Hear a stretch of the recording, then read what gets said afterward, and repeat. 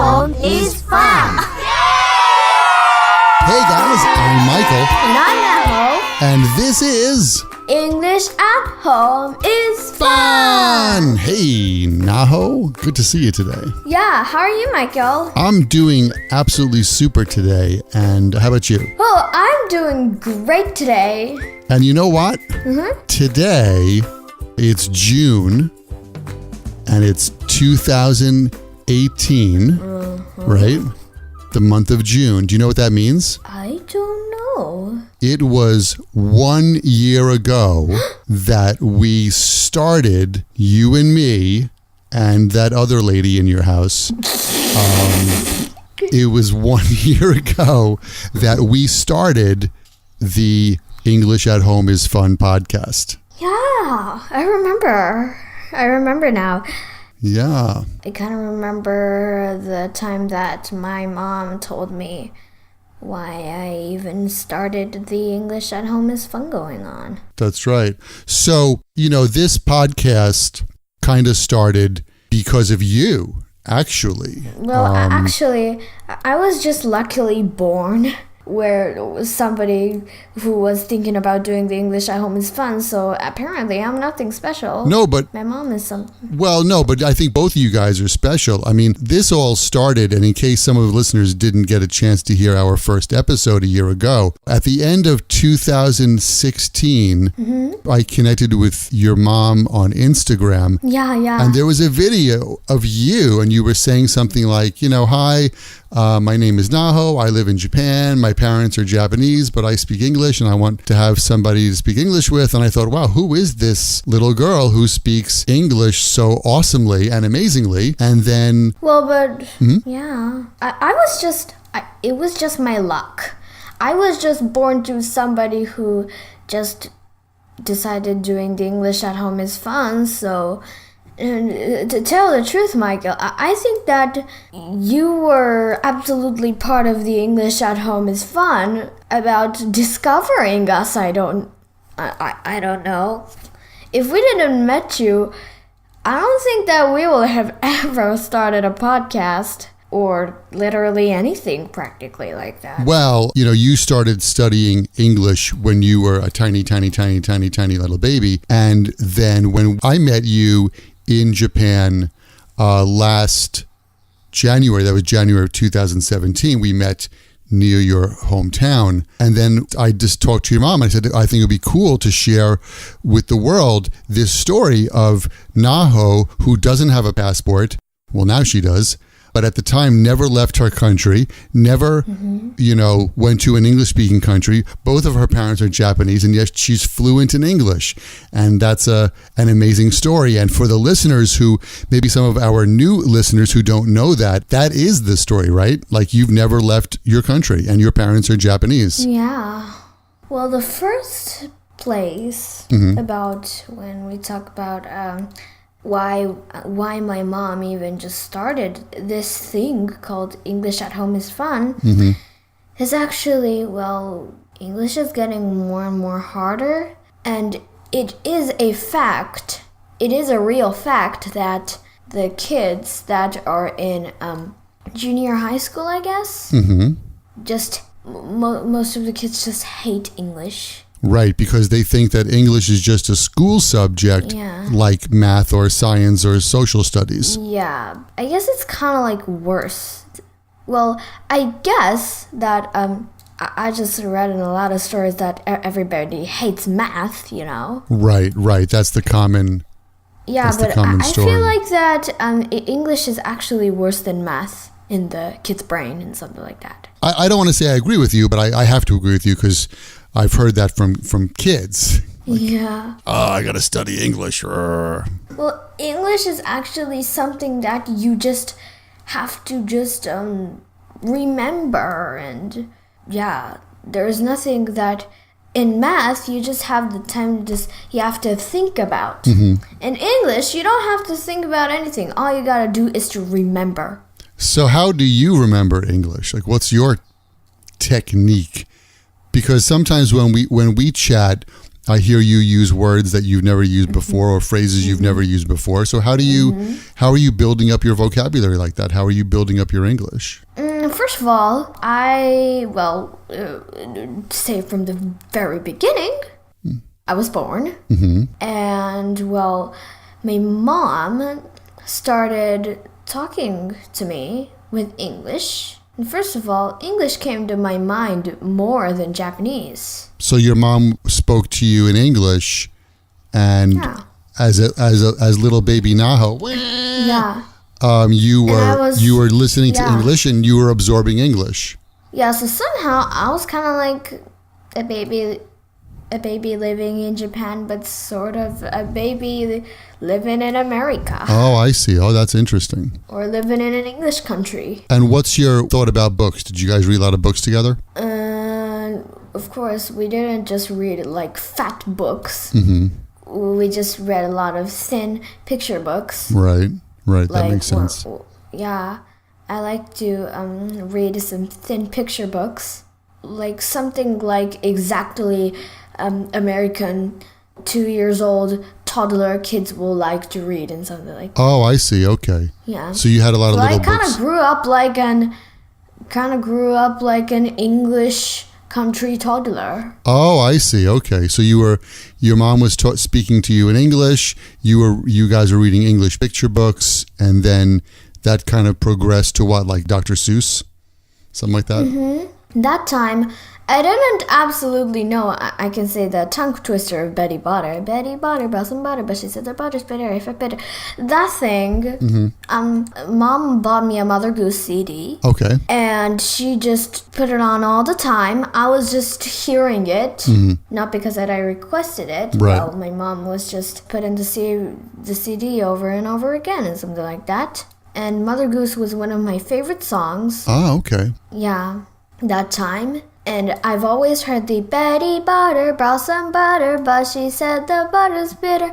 And when I was listening to the CD, the girl in the CD was saying like, Betty Butter brought some butter, but she said that, and she was really fast. Right. And I felt like, wow, it's so cool. I want to be like that. So you tried to sing it as fast as you heard on the CD. Yeah. And the thing is, I can actually sing it more faster than the CD right now. But actually, when I first started practicing, like, Betty Butter, butter, I actually clearly didn't know what it actually meant. Right. But that's a nursery rhyme. And we call that a nursery rhyme. It's a tongue twister, but it's also a nursery rhyme. And a lot of those old stories, like from Mother Goose, they've got some vocabulary that was, popular vocabulary 300 or 400 years ago that nobody uses anymore. Yeah.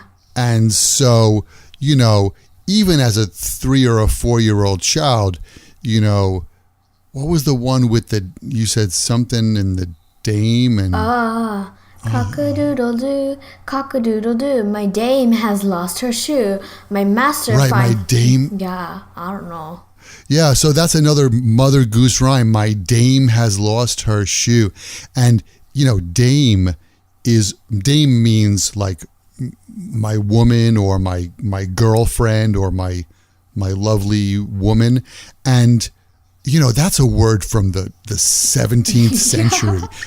Nobody uses that vocabulary anymore. So, So I guess the point that I want to say to the listeners is if you're using English at home is fun with your kids and you come across Mother Goose or any of those old children's stories, who cares about what the vocabulary and the meaning is? Just practice the pronunciation, practice the rhythm, and that's what's going to help you and help your kids, right? Yeah, but actually I don't know, sort of from somehow reason, since I just started reading books published on nowadays, I kind of started to figure out what kind of stuff is old day English and what kind of stuff is new days English. So let's talk about that. So what do you like to read these days? I read the book Wonder. Wonder. And most of all, Yeah, Diary of the Wimpy Kid series, it's sort of like a bestseller. That's right. It's a New York Times bestseller, The Diary of a Wimpy Kid. Yeah, my school has the whole Japanese series of Diary of the Wimpy Kid. So let me ask a question, because I'm kind of curious. So you've read The Diary of a Wimpy Kid, you've read all the books in English. Yeah. Have you also read them in Japanese? Well, yeah, actually, yeah. And so... I just wanted to peek And in. so, do you notice anything similar or different? Like, are the jokes funny in Japanese too, or? Yeah, jokes funny in Japanese. Oh, okay. So it's a good translation. Mm-hmm. Ah, okay. Well, actually, there is a animation called. Well, I don't know much about it, but it's called My Little Pony. My Little Pony. Uh-huh. Do you know that? Yeah. That's a very popular children's series. Yeah. Some kind of unicorns and Pegasuses and something kind of like that. Right. There actually, there is an animation. And the animation is actually have a Japanese version of the animation. Oh, okay. And to tell you the truth, the translation is a bit weird. Oh, really? In the translation, the subtitle of My Little Pony is Friendship is Magic. Oh. Yeah. Yeah, sometimes, that's why I asked about the Wimpy Kid, because sometimes translations, Yeah. it's hard to translate the nuance of a language. My Little Pony, Friendship is Magic. That's what it says in the English version. Right. Well, Japanese version says the friendship is magic. Tomodachi wa maho. And you know what? When you just translate that into English, tomodachi is actually doesn't equal to friendship. Right, it means friend, right? Japanese. It's friends. Friends are magic. Friends are magic. Does that mean that they're made out of magic? They're not even real people? That's right. That's right. Yeah, Your friends are... It's pretty confusing. Yeah. And if you want to say friendship in Japanese, what we usually say is yujo. Yujo. Yeah, it's a totally different sound. Ah, okay. But anyway, it's called yujo. But actually, yujo, well, My Little Pony, the people that are making My Little Pony is thinking about 3 to 5 years old or something like that. Right. It's for little kids. Yeah. Yeah, it's for little kids, right? It's like for kindergarteners or something like that, right? Or younger. Yeah. Yeah. Younger than kindergarteners, I guess. Kindergarten or preschool. So, well, the concept is for really little kids. Right. And to tell the truth, the word usual is not so common for little kids. Oh, I see. It's kind of like big words for them. Oh, I see. Oh, that's interesting. So, well, yeah. Yeah, and tomodachi, the word tomodachi, which means friend, is really common. For little kids. Yeah, and they can easily understand. But usual, Mommy, what does this mean? Oh, so maybe that's why they translate it that way, so that little kids would understand it. I kind of know why they just did that, but still, it's sort of weird. And so, do you do that a lot? Like, do you read the English version and then read the Japanese version, or are there some books that you only stick with the English version? Well, I do have. Yeah. Such as Wonder. Yeah, that's a pretty popular book. Yeah. The blue cover with a boy, which has really problems on his face. This is sort of like that. And well, the first reason I'm not reading the Japanese version, even there is a Japanese version in the school library, is that, well, the first reason is that I don't want to just get the story wrong because of the mistranslation. Right. Well, I don't know if I would call it a mistranslation, but I know what you mean. Things don't translate, and that's a powerful lesson. I think for anybody who's trying to learn a second language, And also the second reason is that I'm just too lazy to read it from the beginning. Oh, gotcha, yeah. Yeah. That's it's interesting. such a long book. I see. Well, anyway, when we go back to the story. So that is the story. Yeah. You know, this is our 1 year of doing a podcast together, and it's a whole lot of fun for me, and I hope it's fun for you too. The first reason why my mother started doing the English at Home is Fun on Instagram and something like that is because, well, you know, a lot of kids are starting to dislike English. Right. And parents are starting to panicking about English. And my mom wants to give them a message about if you just don't force them to do it, they'll just start having fun. So well, hopefully this podcast will help people in Japan and all over the world think more nicer and better about using English. What do you think? Yeah, because a lot of people are really nervous about English. Oh, I'm not good at English and something like that. Right. Like foreigners love Japan.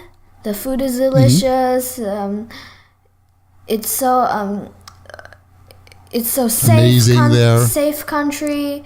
Right, it's a safe country. Yeah, you can buy all of your needs. There are convenience store everywhere, and yeah, it's so peaceful. But the thing about Japan is that when somebody talks in English, they just back away like, no, sorry, I can't speak English, sorry, and something like that. Right. Well, hopefully that's going to change over time, and I'm very happy that I met you and your mom. Yeah, I feel like it will be nice that if it really changed and yeah. And I think it will, and I hope that this podcast is helping people do that. So happy anniversary to us. That's right. Listen, I think that's about. We're kind of out of time. Oh my God. Oh yeah. Oh no. All right. Well, hey Naho, thanks for chatting today, and even though this is our 1 year anniversary of doing this podcast, I'm looking forward to many more years of doing this. Yeah. And this is our second anniversary, the third anniversary, fourth anniversary. Who knows? We might just take it to the 15th anniversary. I don't know. Who knows? Alrighty. Well, hey, thank you everyone for listening today. Oh, yeah. And I hope the listeners really enjoyed this podcast. And today was some sort of pretty special type of podcast we were just doing here. That's right. And if you've just joined us, I'm Michael. And I'm Naho. And this here is... English at Home is Fun! Bye, guys! Bye-bye! This podcast is brought to you by English at Home is Fun. Please visit EnglishAtHomeIsFun.com.